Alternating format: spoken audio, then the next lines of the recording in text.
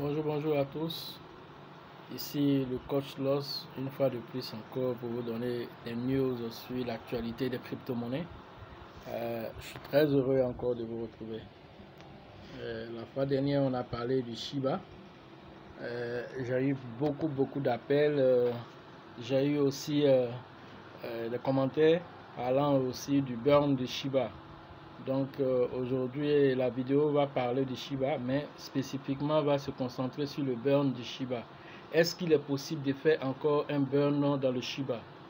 On va essayer de décortiquer avec les informations que nous avons, avec l'actualité, et puis vous dire si c'est possible ou bien pas. Parce qu'il faut être quand même au courant de tout ce qui se passe sur le Shiba pour avoir les meilleures opportunités, pour savoir comment agir avec cette crypto-monnaie. Nous avons décidé en tout cas de faire focus sur cette crypto-monnaie. C'est vrai qu'on va prendre d'autres projets. Il y a le SafeMoon Cash qui fait parler de lui aussi. On va aussi en parler. Mais pour l'heure, on parle du Shiba. Donc, un burn du Shiba, est-ce que c'est possible? Est-ce qu'on va avoir un burn du Shiba? Je vous dis tout de suite qu'il va avoir un burn du Shiba. Mais pas de la manière dont vous pensez. Et je m'explique. Déjà, vous devez comprendre que le Shiba, dès sa création, quand il a commencé à se faire connaître, il y a eu ce qu'on appelle une session a été faite. Le créateur Ryoshi a divisé le Shiba en deux. Donc, il a pris une moitié des Shiba, c'est-à-dire 50% des Shiba, qu'il a bloqué dans une plateforme décentralisée, une DeFi. Dans une plateforme décentralisée qu'on appelle Uniswap. 50% de tous les Shiba existants, 1000 milliards de Shiba qui ont été créés, 50% de ces 1000 milliards de Shiba ont été bloqués dans Uniswap. Dans les 50% restants ont été envoyés à Vitalik, le créateur de, comment on appelle, d'Ethereum. J'avais déjà dit dans d'autres vidéos, mais je reviens dessus pour clarifier un certain nombre de choses. Donc, quand on lui a envoyé les 50% à Vitalik, il a pris au moins l'équivalent de 1 milliard de dollars de Shiba qu'il a fait en don à l'Inde. Donc, il lui reste juste un peu. Parce qu'il a, c'est-à-dire que quand il a fait, ce qu'il a pris l'équivalent d'1 milliard de Shiba, de dollars en Shiba qu'il a fait don. Ce qui lui restait, il a gardé autour de peut-être 25 à 50 000 milliards peut-être de Shiba encore qu'il a gardé. Et ce qui restait maintenant, il a brûlé ça. Quand il a brûlé ça, le Shiba a commencé à prendre de la valeur encore. Donc ce qui veut dire quoi? Le nombre de Shiba restants aujourd'hui, c'est ce qui reste avec Vitalik, le peu qui reste avec Vitalik, et qui est pour lui-même sa propre propriété. Et il a même dit déjà que ce qui lui reste, il va prendre encore pour pouvoir faire un don, mais il n'a pas encore choisi quelle œuvre qualitative à qui il va donner. Voilà. Donc du coup, les Shiba restants, c'est ce qui se trouve sur Uniswap. Et puis ce qui se trouve dans la main des holders, les 500 000 holders de Shiba.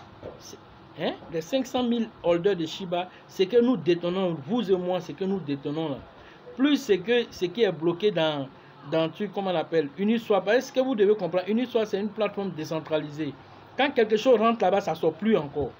Si tu vois que ça sort, pour dire que ce n'est pas l'administrateur de Shiba qui peut aller encore faire sortir, ce n'est pas possible. Dès lors où ça rentre dans une blockchain décentralisée, dans une plateforme décentralisée, la seule façon de faire sortir, c'est payer pour faire sortir. Quand ça rentre là-bas, si tu veux faire sortir, tu vas payer pour faire sortir. C'est tout. En payant, qu'est-ce qui se passe? Le coût va évoluer. Donc, le propriétaire de Shiba a fait une note pour dire, je n'ai plus de Shiba moi-même en possession. J'ai fait le projet, je suis derrière, je vais booster par derrière pour donner une orientation au projet, mais je reste anonyme. Je donne une impulsion au projet, mais je reste anonyme. Je ne possède plus de Shiba. Donc, je ne peux plus faire de burn. J'ai donné ça à la communauté. Le Shiba appartient à la communauté. Donc, vous comprenez là que vos Shiba que vous avez, ce qui est bloqué dans Uniswap, ce que Vitalik a, et les 500 000 holders qu'on est que nous avons, c'est ce qui reste. Donc, on va faire burn comment? Quand on veut faire burn, qu'est-ce qui veut? Ça veut dire quoi? Je possède une grande partie, moi, et je décide de brûler une partie de ce que je possède. Mais lui-même, il ne possède pas en tant qu'administrateur, en tant que créateur de la monnaie. Il n'en possède pas. Il va burner comment? Il va venir prendre pour toi pour burner? Non, ça ne se passe pas comme ça. Je vous explique comment le burn va se passer. Il va y avoir un burn, comme je l'ai dit, mais le burn va se passer à partir de nous, les holders. Quand ils vont lancer le Shiba Swap, on aura le plus gros burn qui va dépasser même pour Vitalik. Je vous explique comment ça va se passer. Il y aura, quand il va y avoir le Shiba Swap, c'est une plateforme décentralisée, mais en même temps, il va y avoir la création d'une autre monnaie qu'on appelle le Bone. Et le Bone, il va avoir seulement que 200 millions de pièces. Donc les 200 millions de pièces seront échangeables contre du Shiba. Donc on va dire, on va échanger du Bone contre du Shiba. Je ne sais pas quelle sera la parité, combien de Bone pour combien de Shiba, mais le Bone, il sera minoritaire, c'est-à-dire qu'il n'y a pas beaucoup de pièces de Bone qui existent, 200 millions contre plus de 400 000 milliards de pièces de Shiba qui sont encore en circulation. Donc, quand les gens vont venir sur la plateforme Shiba Swap, ils vont venir faire ce qu'on appelle le swapping en échangeant le Shiba contre du Bone. Or, qu'est-ce qui va se passer? Le Bone va commencer à prendre de la valeur, comme la monnaie PancakeSwap a été créée. PancakeSwap a été créé, on a vu aujourd'hui PancakeSwap a évalué à 17 $, avec la baisse, sinon il était monté qu'à 40 $. Donc vous comprenez que c'est la même chose qui va se passer. Donc du coup, le Shiba va prendre de la valeur très rapidement parce que toutes les personnes qui ont du Shiba vont chercher à aller échanger pour prendre du Bone. Or, étant donné que le Bone prend vite de la valeur, beaucoup vont aller holder là-bas en échangeant leurs pièces contre du Bone. Donc, en échangeant leurs pièces contre du Bone, il y aura un flux constant et régulier et très évolutif de Shiba qui va quitter les différentes plateformes, les différents portefeuilles pour aller être échangé sur le Shiba Swap là-bas. D'autres vont faire aussi ce qu'on appelle le staking là-bas. D'autres vont pouvoir déposer les pièces de Shiba pour avoir en retour des récompenses en Bone. C'est ce qui se passe sur les plateformes décentralisées. Donc de ce fait, le Shiba qui est en circulation va diminuer drastiquement et donc du coup, on aura en ce moment ce qu'on appelle un burn qui se passe, mais tout en passant par le swapping. Ce n'est pas le burn conventionnel dont on a l'habitude de voir où l'administrateur, le créateur décide de prendre une partie pour brûler. Non. Le burn va se passer, le burn du Shiba particulièrement va se faire à travers la communauté Shiba, à travers, comment on appelle, tous les détenteurs de Shiba. Ils vont prendre leur Shiba pour aller échanger contre du Bone. Et du coup, comme le Bone va commencer à prendre de la valeur, tout le monde va chercher à avoir du Bone. Donc du coup, le nombre de Shiba en circulation diminue. Voilà comment le Bone va permettre à faire, comment on appelle, le burn du Shiba, tranquillement, sans faire de bruit. Et dans ce Bone là, on l'attend très rapidement. On sait que le créateur a déjà lancé l'annonce et on ne sait pas dans quelle date, comment on appelle, l'événement aura lieu, mais on sait que ça va avoir lieu. Et quand cet événement va avoir lieu, vous allez voir le cours du Shiba prendre de la valeur. Et donc de ce fait, ceux qui ont encore des Shiba, ou bien ceux qui n'en ont pas encore, cherchez même à augmenter parce que quand cet événement va arriver, le Shiba va se rarifier encore. Voilà comment le burn va se passer. Donc, si vous n'avez pas compris et vous espérez que il y a le Rio Shiba quelque part là-bas, il va venir prendre des Shiba pour brûler, il n'en possède pas. Donc il ne pourra pas brûler, c'est fini. Ça, lorsque nous aurons le Shiba Swap, on va avoir une rarification de la pièce sur le marché, sur les différentes plateformes. Pourquoi? Parce que tout le monde va chercher à avoir du Bone qui est très prisé, qui est très, comment on appelle, qui est en nombre limité. Et donc du coup, en ayant du Bone, vous allez forcément échanger des Shiba contre. Et donc du coup, le Bone va prendre la valeur et vous allez vous faire encore de l'argent avec du Bone encore. Donc ça, ce serait seulement ceux qui possèdent du Shiba. Vous n'allez pas pouvoir payer du Bone ailleurs que sur Shiba Swap. Le Bone, il sera seulement sur Shiba Swap, de sorte que vous puissiez seulement échanger du Shiba contre du Bone. Et c'est ce qui est intéressant dans la chose. Donc, retenez que vous devez avoir beaucoup plus de Shiba pour pouvoir avoir beaucoup de Bone. Donc, je pense que cette fois-ci, c'est très clair que vous avez compris que le Bone, c'est seulement par le Bone, par le Shiba Swap, qu'on va pouvoir avoir un nouveau burn du Shiba. Donc de ce fait, moi je vais vous donner encore d'autres news après le Shiba. On a d'autres news de la crypto-monnaie. Qu'est-ce qui se passe? Il y a le Salvador qui a officialisé le Bitcoin comme étant monnaie légale. Et donc cela s'est passé la semaine dernière là, et ça a été, comment on appelle, à travers un vote parlementaire. Il y avait au moins autour de 62 votes, oui, contre, c'est-à-dire l'ensemble des votants c'était 82. Donc on avait 62 votants oui pour le Bitcoin, et donc 73%, hein, 73% que le Bitcoin a eu comme oui, disons pour le Parlement a voté oui pour que le Bitcoin soit légalisé au Salvador. Ce qui signifie quoi? Si tu vas chez un marchand de cigarettes, tu vas chez un marchand de voitures, peu importe l'endroit où tu vas au marché, partout où tu vas aller, tu pourras prendre du Bitcoin pour échanger contre de la marchandise. C'est-à-dire que c'est devenu une monnaie au même titre que le dollar, parce que le Salvador utilise le dollar américain. Donc le Bitcoin est devenu légal au même titre que le dollar américain. Vous pouvez avoir votre salaire en Bitcoin. C'est-à-dire que tout est officiel avec le Bitcoin. Et cela, ils ont fait un document de 3 pages. Et c'est ce document de 3 pages qu'ils ont soumis, comment on appelle, au Parlement. Et les gens ont compris facilement. Mais si c'était certains pays, ils allaient faire un document de 200 pages, 300 pages.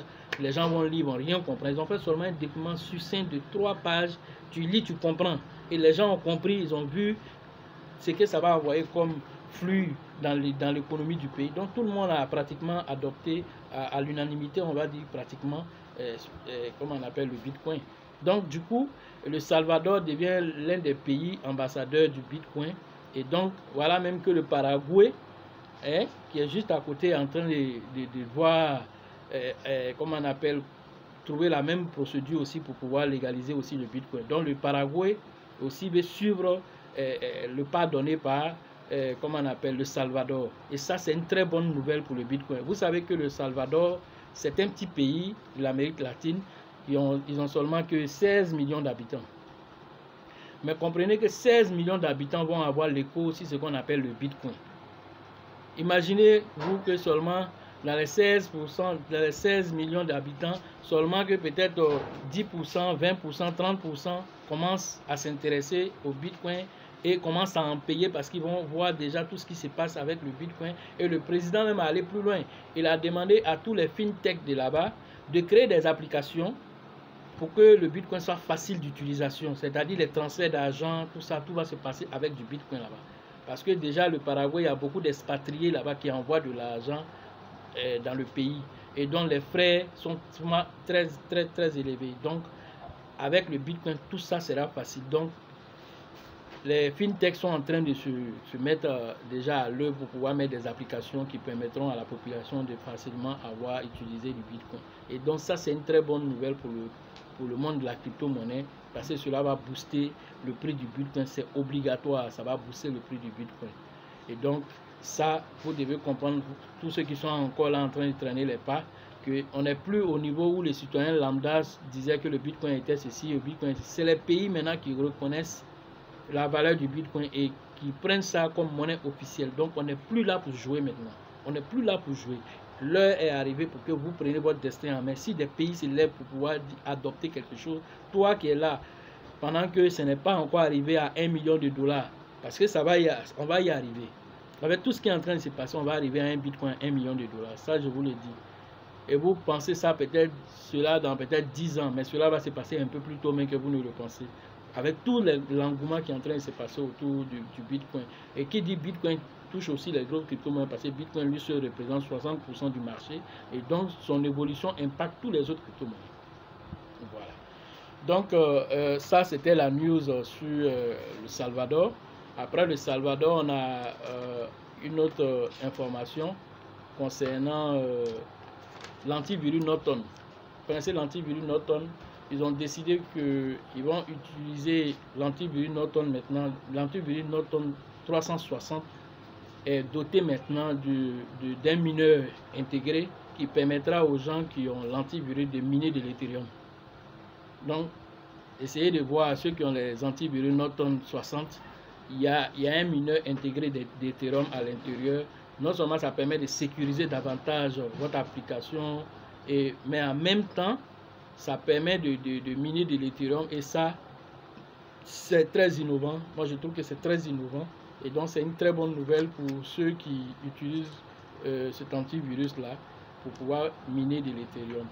Je pense que si vous utilisez un ordinateur fréquemment, vous pouvez utiliser cet antivirus. Non seulement vous utilisez le courant, l'ordinateur utilise le courant gratuitement, ça ne vous rapporte rien, mais en utilisant l'antivirus Norton 360, en même temps que vous utilisez le courant, vous générez de l'argent grâce à l'Ethereum qui sera miné juste à côté, c'est-à-dire à partir de votre ordinateur. Et ça, c'est très intéressant. J'ai trouvé que c'était une news importante pour vous donner.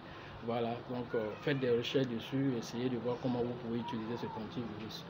La vidéo ne va pas être longue, c'était juste pour vous donner cette information sur le burn de Shiba et la procédure, comment ça va se passer.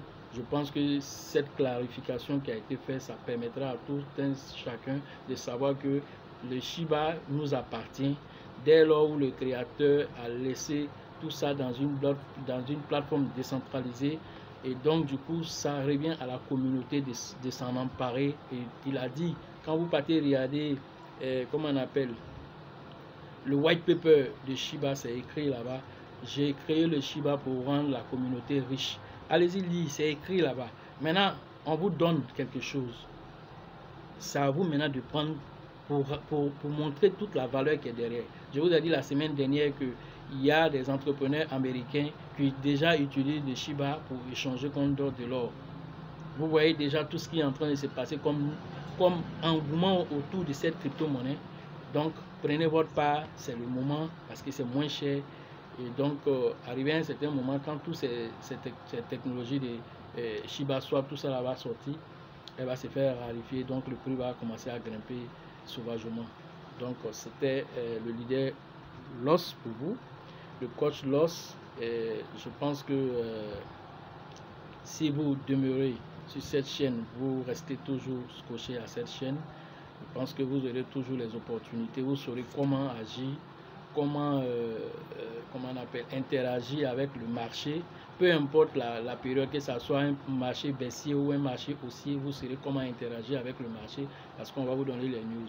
Pour ceux qui veulent aussi se faire former aussi au niveau de la crypto-monnaie, avoir vraiment tous les acquis qu'il faut pour pouvoir vraiment évoluer dans la cryptosphère tranquillement, vous pouvez nous joindre dans la description. On a mis les contacts là-bas par WhatsApp. Vous pouvez nous joindre là-bas pour qu'on vous donne tout ce qu'il faut pour pouvoir rentrer en contact avec nous pour les formations. Voilà, c'était une fois de plus le coach Loss pour vous servir et à la prochaine.